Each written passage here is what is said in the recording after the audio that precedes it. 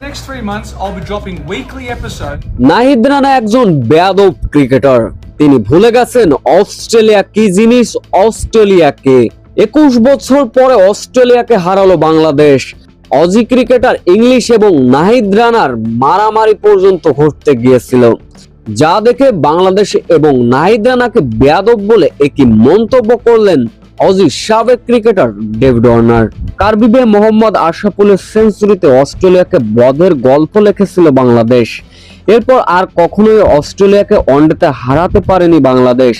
সেটা অবশ্য ছিল প্রথম এবং একমাত্র জয়। এরপর কেটে গেছে 21টা বছর। অবশেষে সেই আক্ষেপ গোছালো বাংলাদেশের। অস্ট্রেলিয়াকে দ্বিতীয়বারের মতো হারালো বাংলাদেশ। এদিন অবশ্য অস্ট্রেলিয়ার বিপক্ষে আগে ব্যাটিং করতে নেমে দুর্দান্ত ব্যাটিং করেছিলেন মোসাদ্দেক হোসেন সৈকত, নাজমুল হোসেন শান্তরা। তাতে করেই অস্ট্রেলিয়াকে 286 রানের লক্ষ্যমাত্রা ছুঁড়ে দিয়েছিল বাংলাদেশ। এই লক্ষ্য তাড়া করতে নেমে নাহিদ রানার দুর্দান্ত বোলিং তাসকিন করেছিলেন তার শুরু। তবে এরপর ঘটে গেল এক অনাকাঙ্ক্ষিত ঘটনা। বাগদ্বন্দ্বে জড়ালেন অজি ক্রিকেটার ইংলিশ এবং নাহিদ রানা। তো ইনিংসের 10তম ওভারে প্রথম বলের ঘটনা, জস ইংলিশকে কট বিহানে আউট করলেন নাহিদ রানা। এরপরে নাহিদ রানা সে অ্যাগ্রেসিভ সেলিব্রেশন অবশ্য মেনে নিতে পারেননি জস ইংলিশ, কিন্তু একটু বেশি করে ফেললেন নাহিদ রানা। তিনি হয়তো ভুলে গেছেন অস্ট্রেলিয়া একটা বিশ্বমানের ক্রিকেটার দল, তাদের নাহিদ রানা হয়তো ভুলে গেছেন বাংলাদেশের অতিথি অস্ট্রেলিয়া। এমন সেলিব্রেশন, এমন হুঙ্কার না দিলেই পারতেন।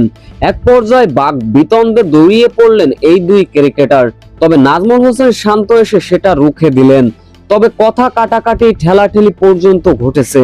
ব্যাস বাংলাদেশের কাছে শেষ পর্যন্ত 86 রানে হেরেছিল অস্ট্রেলিয়া। এ বিষয়ে অবশ্য নিজের ভেরিফাই ফেসবুক পেজে এসে কথা বলেছেন ডেভিড ওয়ার্নার। তিনি বলেন, নাহিদ রানা একজন অহংকারী ক্রিকেটার। বাংলাদেশ ভুলে গেছে এবং নাহিদ রানা ভুলে গেছে অস্ট্রেলিয়া কি জিনিস।